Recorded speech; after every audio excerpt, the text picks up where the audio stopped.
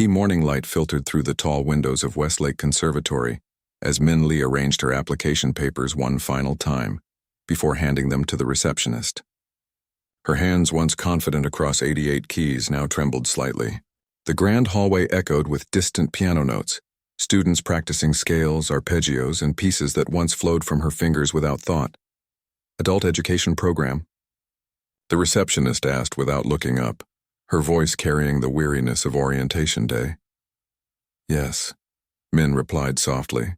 She had deliberately chosen clothes that would help her blend into the background. Plain navy slacks, a simple beige sweater, nothing that would draw attention. Her resume stated she worked as an office administrator at a local insurance company. Under previous musical experience, she had written only piano lessons as a child. It wasn't exactly a lie. She had indeed taken lessons as a child, from age 3 until 17, 6 hours daily, under the guidance of China's most renowned piano instructors. The receptionist handed her a classroom assignment. Room 114, Professor Harrington's beginner adult class. She looked Min over once, her expression confirming what Min had hoped for, that she appeared utterly unremarkable. Min nodded her thanks and walked down the hallway, her footsteps deliberately hesitant. 11 years had passed since she'd last performed publicly.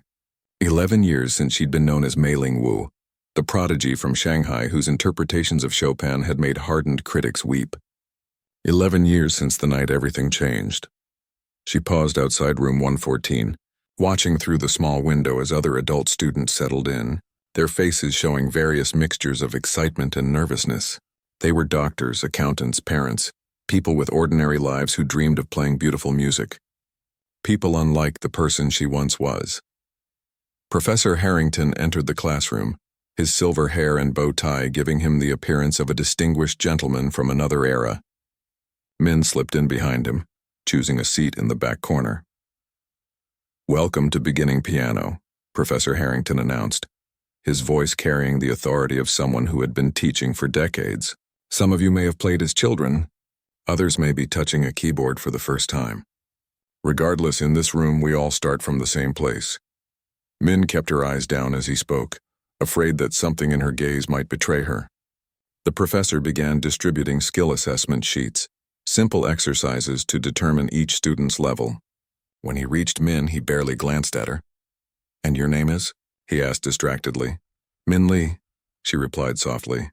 "Any previous experience, Ms. Lee?" "A little," she said. "When I was young."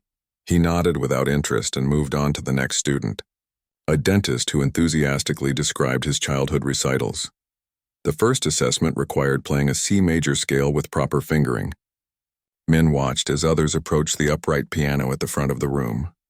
Some fumbled completely. Others managed with mechanical precision but no musicality. When her turn came, Min hunched her shoulders slightly and let her finger hesitate over the keys before beginning. She deliberately missed the fingering on the way down, crossing her third finger over her fourth awkwardly, just as a true beginner might. Not bad for someone returning after so long," Professor Harrington commented without enthusiasm. "But your hand position needs work. Keep your wrists up, fingers curved," he demonstrated, and Min nodded as though this advice was new to her, as though renowned conductors hadn't once praised her hand. Position is textbook perfection. A young woman, named Layla, smiled encouragingly at Min as she returned to her seat. "Don't worry," she whispered. "I'm nervous too. I've always wanted to learn but never had the chance as a kid." Min returned her smile. "It's overwhelming," she agreed, and meant it, though not for the reasons Layla assumed. For the remainder of that first class, Professor Harrington explained basic notation and assigned elementary exercises from a beginner's book that Min could have played perfectly at age 4. As everyone packed up to leave, he reminded them that practice rooms were available for those without pianos at home. "I expect everyone to practice at least 30 minutes daily," he said. "Music requires discipline." Min almost laughed at this. There had been years of her life when she practiced 14 hours a day, stopping only when her mother forced her to eat or when her fingers were too swollen to continue. After class, she deliberately lingered, watching as the others left in groups, already forming friendships and making plans to grab coffee. Professor Harrington departed without a backward glance, his mind clearly on the advanced students he would teach next. When the hallway emptied, Min found her way to the practice room area in the building's west wing. Most rooms were occupied with serious students, the conservatory's full-time enrollees who were pursuing performance degrees. Through small windows indoors, she glimpsed young pianists hunched over grand pianos, their faces intense with concentration, their futures still bright with possibility. She found an empty room at the end of the hall, one with an older upright piano rather than a grand. It suited her purpose. She entered, closed the door, and sat on the bench, not touching the keys immediately. The room smelled of wood polish and ambition. For several minutes she simply sat there, her hands resting in her lap. Then slowly, she placed her fingers on the keys and played a C major scale. Properly this time, with perfect technique, her fingers flowing smoothly across the notes. The sound unlocked something inside her, a door she had kept firmly shut for years. She stopped abruptly and glanced toward the door. No one was watching. She returned to playing basic exercises, deliberately introducing small errors, training herself to sound like the beginner she was pretending to be. Over the next week, Min established a pattern. She attended class, performed at a level slightly below what Professor Harrington expected, and said little. During group discussions about music appreciation, she offered only the simplest observations, never revealing her knowledge of harmonic structure or historical context. When they listened to recordings of famous pianists, she nodded along with everyone else's comments, never mentioning that she had once shared a stage with some of those very performers. She made herself forgettable, a quiet woman in plain clothes who struggled with thumb, crossings, and basic chord progressions. Professor Harrington rarely addressed her directly, his attention naturally drawn to louder, more demanding students, or to those who showed natural talent. Fellow students found Min pleasant enough but unremarkable. She declined invitations to socialize after class, explaining that she needed to get back to work or had errands to run. In truth, after each class, she would wait for the building to empty before slipping into a practice room to play, really play, for just a few minutes before heading home to her small apartment where no piano waited. During those brief, stolen moments alone at the keyboard, she allowed herself to remember who she had been. Her fingers would move across the keys with familiar precision, muscle memory intact despite the years of absence. She played snippets only, never complete pieces, afraid that losing herself in the music might shatter her carefully constructed new identity. One afternoon, 3 weeks into the term, Professor Harrington kept her after class. Min's heart raced, certain he had somehow discovered her secret. "Ms. Lee," he said, reviewing her progress chart, "you're advancing more quickly than I initially expected." "Thank you," she responded cautiously. "Your technique is still rudimentary." "Of course," he continued, "but you have a certain intuitive understanding. Have you considered practicing more than the minimum 30 minutes? Min nodded. "I try to whenever I can." "Good." He made a note on her chart. "Consistent practice separates those who merely wish to play from those who actually will." He glanced up, though I wouldn't get my hopes too high. Starting this late in life, there are certain limitations to what can be achieved. Min lowered her eyes to hide the flash of amusement his comment triggered. "I understand, Professor. I'm just happy to be playing again." "Well, keep at it. Who knows? By the end of the semester, you might be ready for a simple Bach minuet." She thanked him and left, her face betraying nothing of the irony she felt, that at 17, she had performed Bach's Goldberg variations from memory to a sold-out concert hall in Vienna. That night in her apartment, Min opened her closet and reached far into the back, behind her work clothes and casual wear, to where a single garment bag hung untouched for years. She unzipped it partially, revealing the edge of a black concert gown. Her fingers brushed against the fabric before she quickly zipped it closed again.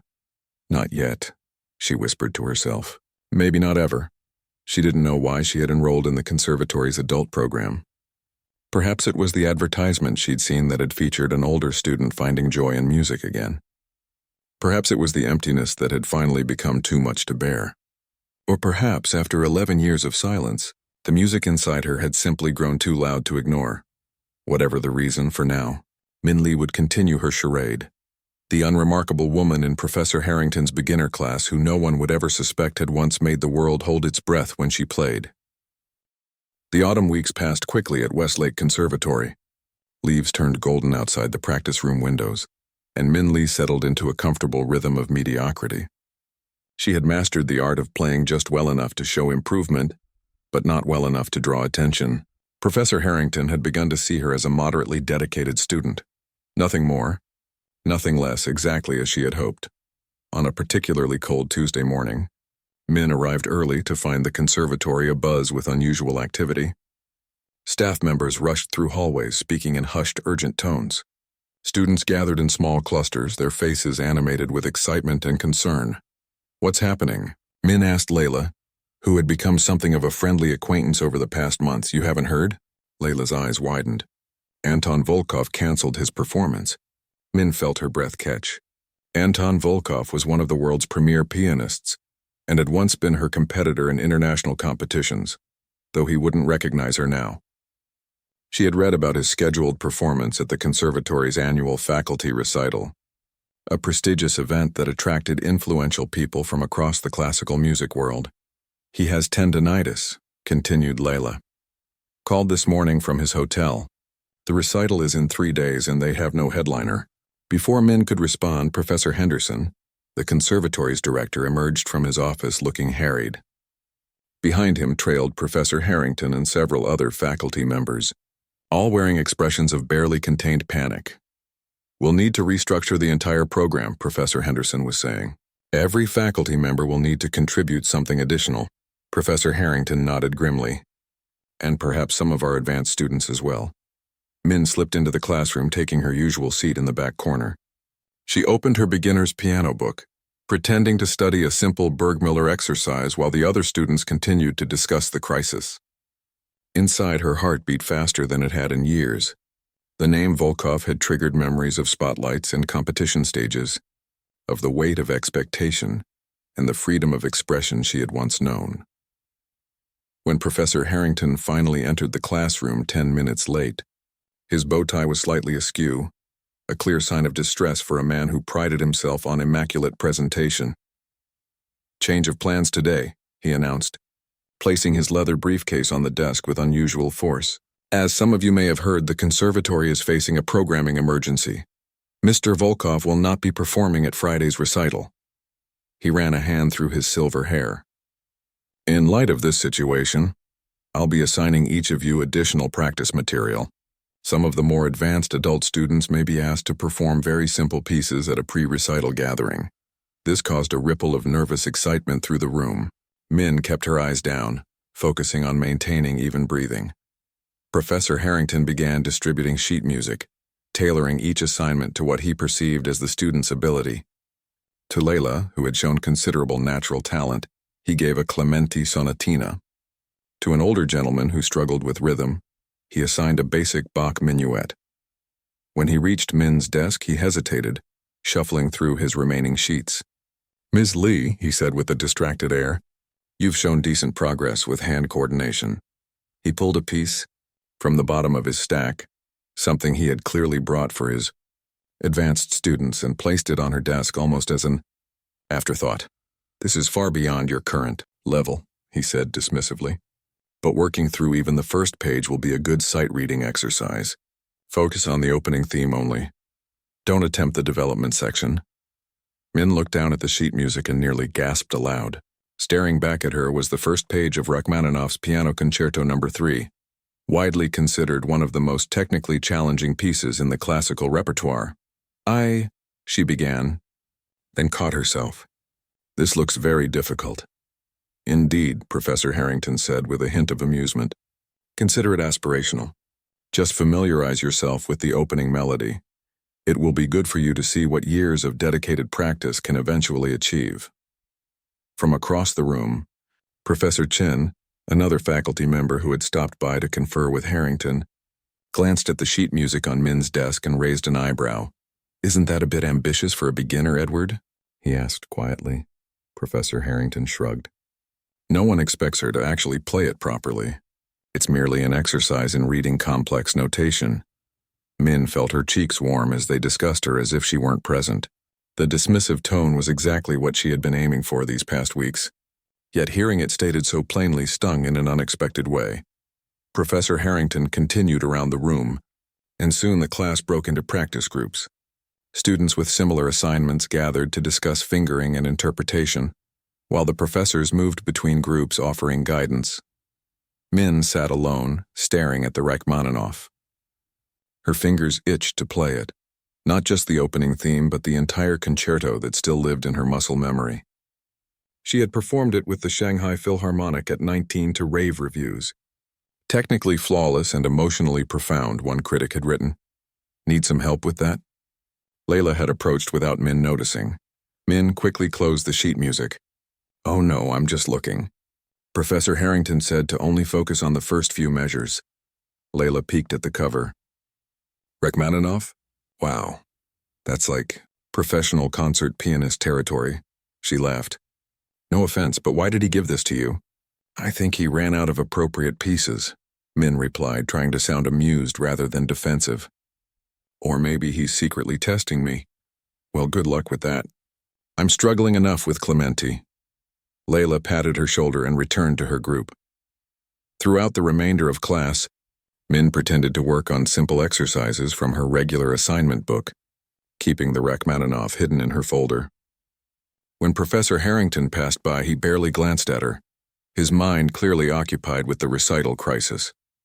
As class ended, he addressed the group once more. Practice rooms will be limited this week due to recital preparations. Advanced students have priority, but I've arranged for room 17 in the basement to be available for this class. It's not ideal. The piano is an older model, but it will suffice. Min lingered as the other students filed out, chattering about the excitement of potentially performing at the pre-recital. When the room emptied, she approached Professor Harrington, who was gathering his materials. Professor, she said quietly, about the Rachmaninoff. He looked up distractedly. Yes, Ms. Lee? Should I try to play any of it for next class? He gave a short, dismissive laugh. Goodness, no. As I said, it's merely to broaden your musical horizons. The piece requires years of technical training that you simply don't have. His tone softened slightly at her crestfallen expression. Don't be discouraged. Everyone starts somewhere. Perhaps in 5 or 6 years you might attempt one of Rachmaninoff's simpler preludes. Min nodded, murmuring thanks, and left the room with her shoulders deliberately slumped in defeat. Inside, however, a familiar fire had begun to burn, one she had thought extinguished years ago. That evening, Min waited until most students had left the building. The main practice rooms were indeed occupied by advanced students, frantically preparing additional pieces for the recital. Following Professor Harrington's suggestion, she made her way to the basement and found room 17, a small, poorly lit space with water-stained ceiling tiles and a scratched upright piano that had seen better days. She placed the Rachmaninoff on the music stand and sat on the bench, running her fingers lightly over the keys without pressing them. The piano was badly in need of tuning, but it would serve her purpose. Min glanced at the door, confirming it was tightly closed. She took a deep breath, placed her hands in position, and began to play. Not just the opening theme that Professor Harrington had suggested, but the entire first movement from memory. Her fingers, stiff at first from years of deliberate restraint, gradually remembered their purpose. The basement room filled with Rachmaninoff's complex harmonies and sweeping melodic lines. Min closed her eyes, losing herself in the music for the first time in 11 years, feeling the familiar rush of emotion and connection that had once been her daily sustenance. She didn't hear the door open slightly, or notice the wide-eyed janitor who paused in the hallway, mop in hand, listening in disbelief before quietly continuing on his rounds. When she finished, Min sat motionless, hands trembling above the keys. Tears streamed down her face, not from sadness, but from the recognition of what she had denied herself for so long. The emptiness she had carried for 11 years had momentarily filled with sound and feeling. She quickly gathered her things and left the conservatory, walking briskly through the cold evening air. At her apartment, she made a simple dinner and sat by the window, looking out at the city lights. The Rachmaninoff still echoed in her mind. For the first time in years, Min allowed herself to wonder if she had made the right choice in walking away from music. She had buried her gift so deeply that even she had almost forgotten its power. Now, like a dormant seed receiving its first water after a long drought, it had begun to stir again. Tomorrow, she decided, she would return to room 17 and play again, just for herself, just for the pure joy of it. What happened after that she wasn't ready to consider. What Min didn't know was that her private performance had not gone completely unheard. The janitor, an elderly man named Hector who had worked at the conservatory for 30 years, had recognized exceptional talent when he heard it. And Hector regularly played chess with Professor Henderson on Sunday afternoons. The next morning, Min woke before her alarm. Her dreams had been filled with concert halls and standing ovations, memories her waking mind had suppressed for years. She lay still for a moment, listening to the steady rhythm of rain against her window. Her fingers moved unconsciously on the bed cover, tracing the complex patterns of Rachmaninoff's third movement. She had promised herself just one more private session in room 17, one more indulgence before locking away her true abilities again. Yet something had shifted inside her like a key turning in a long rusted lock. At the conservatory, the atmosphere remained tense with recital preparations. Min slipped through the crowded hallways unnoticed, just another face among many. In class, Professor Harrington appeared distracted, his usual methodical teaching replaced by hurried instructions and frequent glances at his watch. "Keep working on your assigned pieces," he told the adult students. "Some faculty meetings have been called, so I'll need to cut class short today." As the other students practiced simple pieces in small groups, Min pretended to struggle with basic chord progressions. Professor Harrington passed by her desk without comment, his mind clearly elsewhere.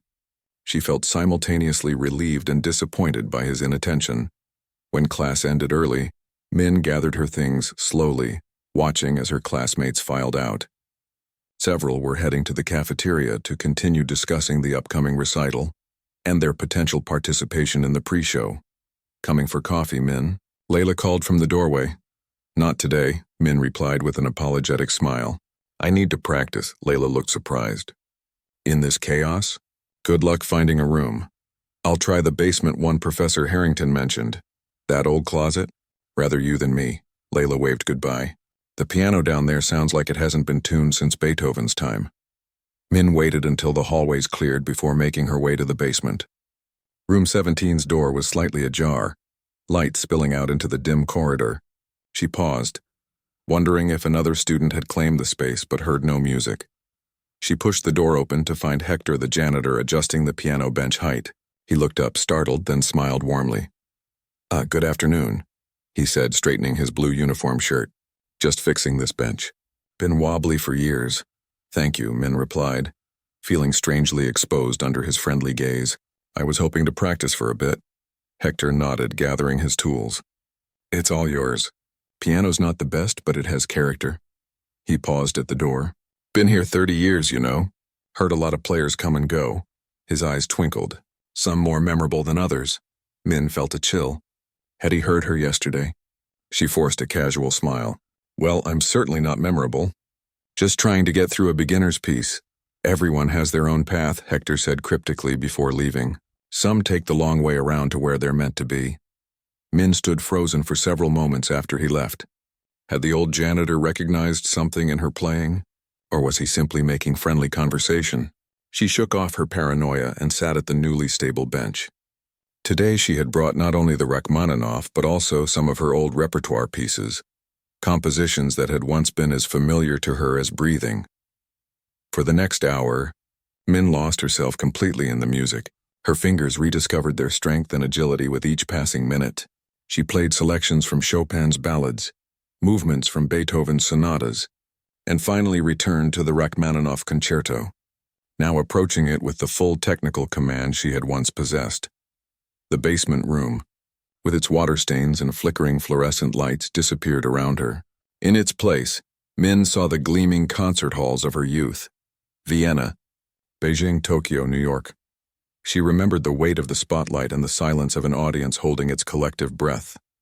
She remembered, too, the crushing pressure, the relentless demands of perfection, and the moment it had all become too much. Min had been 21, poised for her Carnegie Hall debut, the crowning achievement of a career that had consumed her entire life. That morning, she had received a call from Shanghai. Her mentor and father figure, Professor Zhang, had suffered a massive stroke after watching her dress rehearsal via video link. His last words before losing consciousness had been about a passage in the Chopin she needed to refine. He died that afternoon, never regaining consciousness.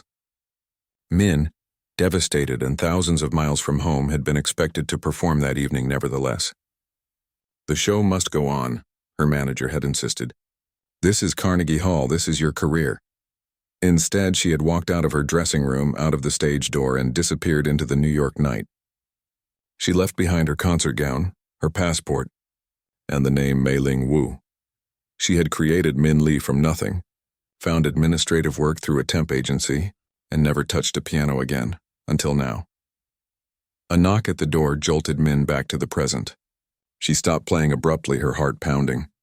Had someone heard her? She quickly gathered her music, preparing an excuse about experimenting with the piece. The door opened to reveal not a curious faculty member, but Layla holding 2 coffee cups. Thought you might need this, she said, offering one to Min. Been looking all over for you. Thanks, Min replied, hoping her relief wasn't too obvious. That's really kind. Layla glanced at the piano where the Rachmaninoff still sat open. Still trying that impossible piece, huh? How's it going? Min shrugged. Just looking at it, really. Trying to understand the structure. She quickly closed the music and replaced it with her beginner exercises. You're so dedicated, Layla said admiringly. Most people would have given up on something that advanced. Min sipped her coffee, grateful for the moment to compose herself. I'm just curious about it. Professor Harrington was right, it's way beyond me. They chatted for a few minutes about the upcoming recital. Layla had been invited to play her Clementi Sonatina at the HOA pre-show gathering and was both excited and terrified.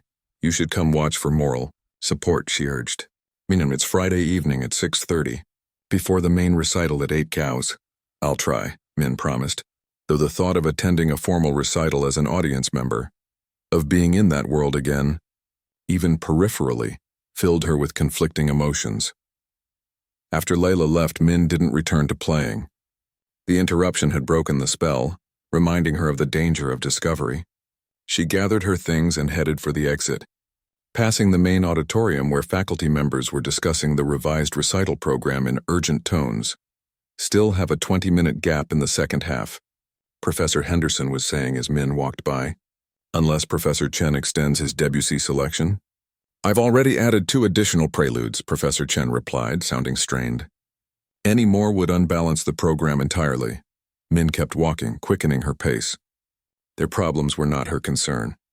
She had spent 11 years ensuring that other people's musical emergencies would never again dictate her life. Outside, the rain had stopped, leaving the air fresh and cool. Min walked through the park adjacent to the conservatory, listening to the natural music of wind and leaves and distant children's laughter. She found herself on a path she hadn't taken before, one that led to a small community center set back among the trees. A sign outside announced, "Piano donations needed for youth music." Program Min stood looking at it for a long while. Then, almost against her will, she walked inside. The lobby was empty except for an elderly woman arranging brochures at the reception desk. Can I help you? The woman asked. The sign outside, Min said hesitantly. About piano donations, oh yes. Are you interested in donating? No, Min paused. Actually, I was wondering if you need volunteer teachers. The words surprised her as much as they seemed to delight the receptionist. We absolutely do. Most of our students are from low-income families. They're so eager to learn, but we're desperately short of qualified instructors. She reached for a form. Do you have teaching experience, some? Min said softly. A long time ago, wonderful. Even a few hours a week would make such a difference. Some of these children have remarkable potential but no way to develop it. Min took the form, promising to think about it. As she continued her walk home, her mind buzzed with unexpected possibilities. Teaching children who played for joy rather than competition, who had no expectations or demands. Could that be a way to reconnect with music on her own terms? She was so absorbed in thought that she didn't notice Professor Henderson and Hector the janitor sitting on a park bench, deep in conversation, their regular chess game temporarily forgotten as Hector gesticulated enthusiastically about something, or someone he had heard in room 17 that night. Min dreamed not of concert halls and spotlight pressure, but of small hands on piano keys, of music played for the simple pleasure of it, of teaching without the crushing weight of expectation. For the first time in 11 years, she woke smiling.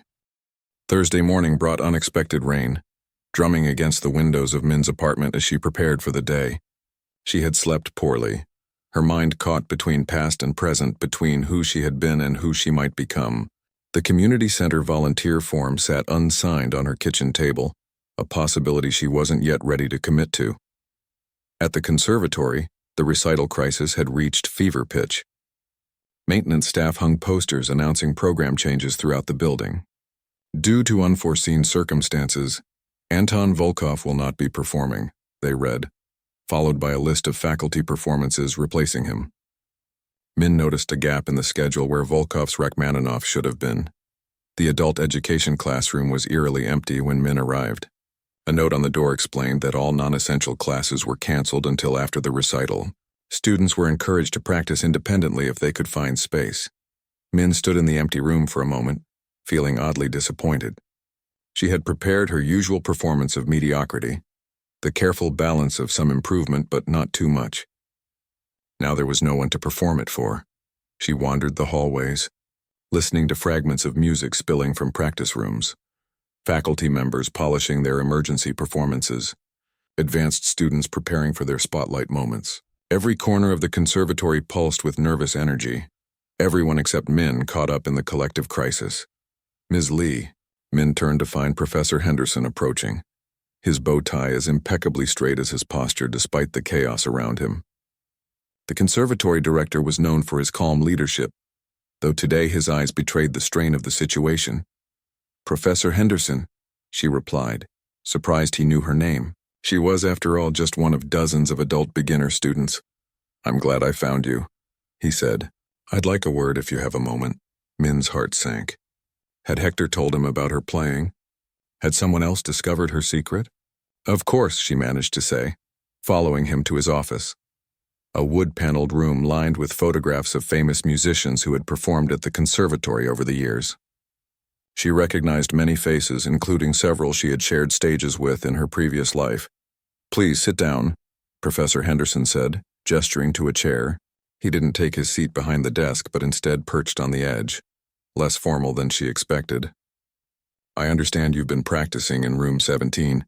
Min nodded cautiously. "The main practice rooms have been reserved for recital preparation." Of course," he smiled warmly. "How are you finding Professor Harrington's class?" "It's informative," she replied, choosing her words carefully. "He's a thorough teacher." "And the Rachmaninoff piece he assigned you? Quite ambitious, wasn't it?" There it was. Min's fingers tightened on her purse. "He suggested I only look at the opening theme," she said, "as a sight-reading exercise." Professor Henderson nodded, studying her with kind but penetrating eyes. "Ms. Lee, I hope you'll forgive my directness, but our janitor, Hector, is something of an institution here. Before his retirement from performance, he was principal cellist with the National Symphony. His ear is exceptional." Min said nothing, her throat suddenly dry. "He tells me he heard someone playing in room 17 the other evening, someone playing Rachmaninoff's Third Concerto. Not just the opening theme, but the entire first movement. From memory, with, as he put it, the touch of someone born to the keyboard." The silence that followed felt endless. Min stared at her hands, the hands that had betrayed her. He was mistaken, she finally whispered. Perhaps it was one of the advanced students. "Perhaps," Professor Henderson agreed mildly. "Though it's curious that when I checked the practice room schedule, no advanced student was assigned to that room. In fact, no one was." He moved to his desk and opened a drawer, removing a thin folder. "I took the liberty of looking into your application to our adult program. It's rather sparse on details of your previous musical education." "There isn't much to tell," Min said, her voice steadier than she felt. "Childhood lessons, nothing special." Professor Henderson opened the folder and removed a photograph, placing it on the desk facing her. Min didn't need to look to know what it was, but her eyes were drawn to it nonetheless. A 17-year-old girl in a red concert dress taking a bow on a brightly lit stage, her face alight with triumph. This was taken at the International Young Artist Competition in Vienna, 2002, Professor Henderson said softly. The winner that year was a young Chinese pianist named Mei Ling Wu. She was hailed as one of the most promising talents of her generation. He paused, and then at the height of her early career, she vanished. Min stared at her younger self, a stranger now, separated by years and heartache. There was speculation, Professor Henderson continued. Health issues, family problems, burnout. The classical music world mourned the loss, then moved on, as it always does. New prodigies emerged. How did you know? Min asked, her voice barely audible. I didn't, not with certainty. Hector mentioned the playing, I had my suspicions, and then… He smiled gently. I've been director here for 25 years, Ms. Lee. I attended that competition in Vienna. I never forget a musician with true gift. Min closed her eyes. 11 years of careful anonymity, undone by a few moments of weakness by the need to feel the music again. What happens now? She asked. That depends entirely on you, Professor Henderson replied. I haven't shared my suspicions with anyone else, not even Hector. Your secret, if that's what it is safe with me. He leaned forward slightly. But I must ask, as someone who recognizes the rarity of your talent, why hide it? Why bury such a gift? The question hung in the air between them. Min had asked herself the same thing countless times over the years. Now faced with someone who knew the truth, she found herself wanting to explain. The night of my Carnegie Hall debut, she began slowly, my teacher, the man who had guided me since I was 4 years old, died watching my rehearsal. He had pushed himself to stay awake in Shanghai despite his doctor's warnings, because he couldn't bear to miss my moment of triumph. She looked down at her hands. His last words were about my interpretation of Chopin.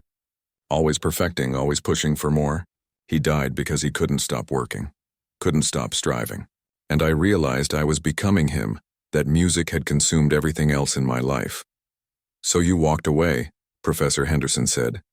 Completely, Min nodded. I needed to know who I was without it. If I had any value beyond what my hands could do on a keyboard. She looked up at him. Do you understand? More than you might expect, he replied. Many of us in this world struggle with the line between the gift and the self. But 11 years is a long time to deny such an essential part of who you are. I'm not that person anymore, Min said firmly. Mei Ling Wu exists in competition archives and old recordings. She doesn't exist here. Professor Henderson regarded her thoughtfully. Perhaps not. But the musicianship, the artistry, that doesn't disappear as your playing in room 17 demonstrated. He paused. Our recital tomorrow has a significant gap where Volkov's Rachmaninoff should have been. Min stood abruptly. No, absolutely not. I'm not suggesting a public comeback, Professor Henderson said quickly. That would be your decision entirely. I'm merely pointing out a coincidence. It's impossible, Min said, gathering her purse. I haven't performed in 11 years. I have no repertoire prepared. And I have no desire to return to that life. Of course, he replied, making no move to stop her. Though I wonder, if you truly had no desire to reconnect with music, why enroll here at all? Why not leave the past buried completely? Min had no answer for that. She mumbled something about needing to leave and headed for the door. Ms. Lee, Professor Henderson called as she reached for the handle. She turned back reluctantly. Whatever you decide about tomorrow, I hope you'll consider something else. We have a scholarship program for talented young musicians who lack resources. Many of them come from backgrounds where classical training is inaccessible. They need mentors who understand both the joy and the burden of gift. I'm not a teacher, Min said automatically. Professor Henderson smiled. The volunteer form in your bag suggests you're considering it. Min looked down, surprised to see the community center form peeking from her purse. She had brought it unconsciously. Think about it, he said gently. Not everyone with your level of talent must perform on the world stage. Sometimes the greatest impact happens in a small room, with a single student who would otherwise never have the chance. Min left without responding, her thoughts in turmoil. She walked past the auditorium where tomorrow's recital would take place, where a space in the program remained unfilled. She continued past practice rooms where students struggled with passages that had once flowed effortlessly from her fingers. Outside, she didn't head home but walked to the community center instead. Through the window, she could see children gathered around an upright piano, taking turns picking out simple melodies while a volunteer guided their small hands. Min stood watching them, these children playing purely for the joy of it, without the weight of expectation or the pressure of perfection. One little girl hit a wrong note and giggled, the sound bright and free. Something shifted in Min's chest. Not the unlocking she had felt when playing Rachmaninoff, but a quieter opening, like a door gently pushed ajar. She didn't know what tomorrow would bring, whether she would remain in the shadows or step into the light in some new way. But for the first time in 11 years, she allowed herself to imagine a future where music existed in her life again, on her terms, shaped by her choices rather than others' expectations. The volunteer form remained unsigned in her bag, but Min knew she would return to this place. Whatever path she chose, she would no longer hide from the gift that had shaped her, for better or worse. The morning of the recital dawned clear and bright, sunlight streaming through Min's bedroom window. She had barely slept, her mind replaying her conversation with Professor Henderson, weighing possibilities she had never allowed herself to consider. On her nightstand lay the community center volunteer form, now signed. Whatever else happened today, she had made at least one decision.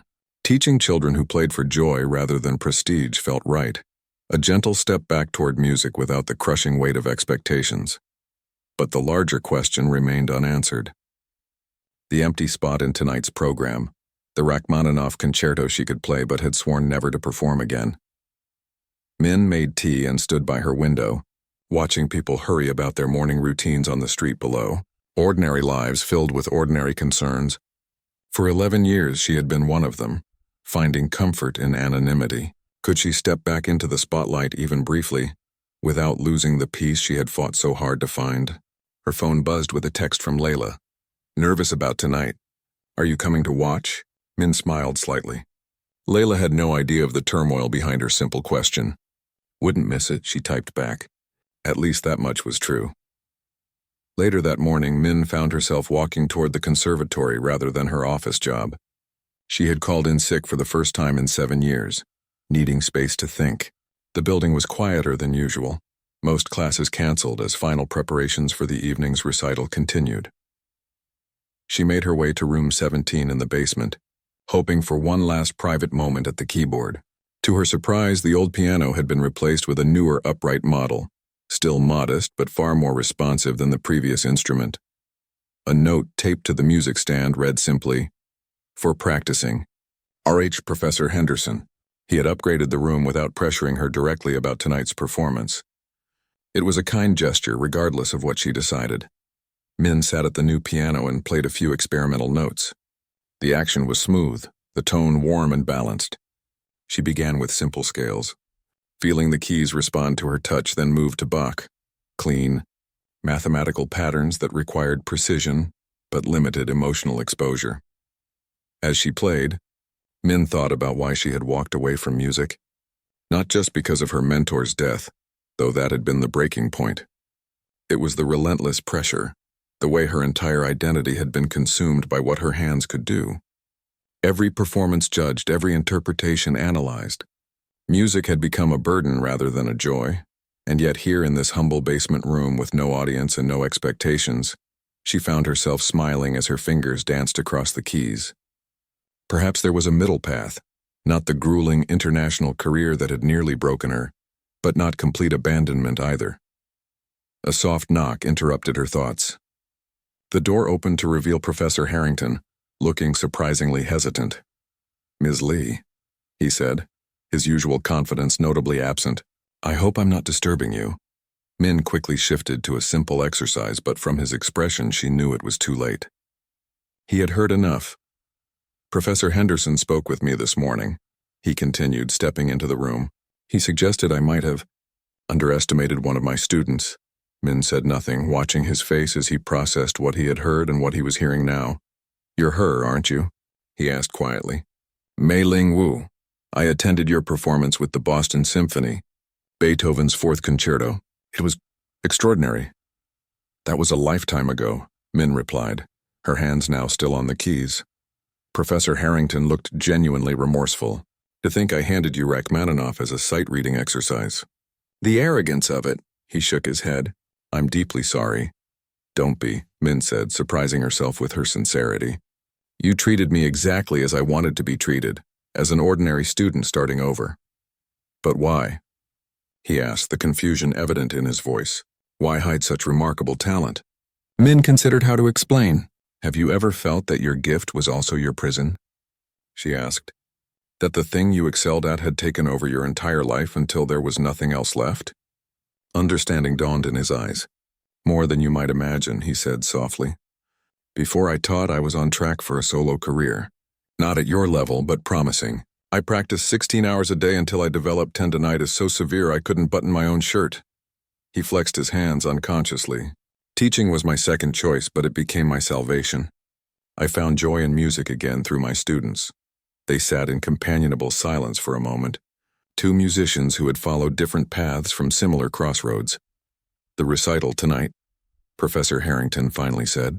"There's still a gap in the program where Volkov's Rachmaninoff should have been." Min looked away. Professor Henderson mentioned it. "No pressure," he added quickly. "But if you were considering it," he hesitated, "you wouldn't have to use your real name. The program could list you however you wish." Min felt a flutter of something she hadn't experienced in years. Not anxiety, but possibility. "I'll think about it," she said. He nodded and left her alone with the piano and her thoughts. The hours passed quickly. Min walked through the park, sat by the fountain, and watched children play. She found herself near the community center again and went inside, asking about the volunteer teaching program. The coordinator showed her around, introduced her to some of the children, and welcomed her to start next week. One small girl played Twinkle, Twinkle, Little Star for her with intense concentration, beaming with pride at Min's applause. By late afternoon, Min had returned to her apartment. On her bed lay two outfits, her plain clothes that she wore to blend in, and a simple black dress she had purchased years ago but never worn. Not a concert gown, but elegant enough for a performance. At 6 o'clock, she made her choice. The conservatory buzzed with opening night energy when Min arrived. In the smaller recital hall, Layla and other adult students were performing in the pre-show. Their nervousness mingled with excitement. Min slipped into the back row to watch, applauding supportively when Layla finished her Clementi sonatina with just 2 small mistakes. "Take you came," Layla exclaimed, finding Min during the break. "I was so nervous. Did I rush the middle section?" "You played beautifully," Min assured her. "Very musical. Are you staying for the main recital? They've added some surprise performer for the Rachmaninoff since Volkov canceled. Probably some famous friend of Professor Henderson's." Min smiled. "I'll be there." As people moved toward the main auditorium, Min slipped away, making her way backstage where Professor Henderson waited. "You decided to come," he said, visible relief in his eyes. "I'm still not sure about this," Min admitted. "The choice is entirely yours," he replied. "There's no pressure, no expectations, just an empty spot in the program and a piano waiting to be played." Min nodded, feeling strangely calm. "If I do this, I'm not announcing who I was. The program should just say piano soloist with no name." "As you wish," Professor Henderson agreed. "And afterward?" "Afterward, I start teaching at the community center," Min said with certainty. "And maybe, someday, here as well. But on my terms." The auditorium lights dimmed as Professor Henderson took the stage to welcome the audience. Min stood in the wings, listening as he explained the program changes due to Volkov's absence. "For our final piece, Rachmaninoff's Piano Concerto No. 3, we are fortunate to have a guest soloist joining our conservatory orchestra," he announced. "I invite you to listen with open hearts to this most challenging work." Min walked onto the stage, feeling the familiar weight of all those eyes upon her. She wore the black dress, her hair pulled back simply. The grand piano waited, its lid raised, reflecting the stage lights. She took her seat, adjusted the bench, and looked to the conductor, who nodded encouragingly. The orchestra began the opening theme, those haunting first notes that had been part of Min's musical DNA for so many years. When her moment came, her fingers found the keys without hesitation, and then something unexpected happened. As Min played, she felt neither the crushing pressure of her past career nor the emptiness of her years of silence. Instead, she experienced something new, the pure joy of making music for its own sake, of sharing something beautiful simply because she could. She played not as Mei Ling Wu, the prodigy with everything to prove, but as Min Li, a woman who had found her way back to music on her own terms. Her interpretation had changed, deepened by years of ordinary living and quiet reflection. "What?" She might have lost in youthful technical brilliance. She had gained in emotional authenticity. In the audience, Professor Harrington watched with tears in his eyes. Layla sat stunned, unable to reconcile this extraordinary musician with her quiet classmate. Hector, the janitor, nodded knowingly, a smile playing at his lips. And in the back row, a group of children from the community center watched wide-eyed as their new volunteer teacher made the piano sing in ways they had never imagined possible. When the final notes faded, there was a moment of complete silence before the audience erupted in applause. Min bowed once, modestly, then walked off stage without waiting for curtain calls or standing ovations. Backstage, Professor Henderson waited. "That was remarkable," he said. "What now?" Min smiled, a genuine smile that reached her eyes. "Now I go back to being Min Lee, who teaches piano to children who might not otherwise have the chance to learn. But also Min Lee, who plays sometimes when it brings her joy." "And Mei Ling Wu?" he asked gently. "She'll always be part of me," Min acknowledged, "but no longer all of me." As she left through the stage door that evening, slipping away from those who might have recognized her, Min felt lighter than she had in years. Tomorrow she would begin again, not as a star reborn, but as a teacher, helping others find their own musical voices without the burden of perfection she had carried for so long. Some might call it a smaller life than the international career she had abandoned. But as Min walked home under the stars, it felt not smaller but fuller. A life balanced between gift and self, between music and the simple joy of being human.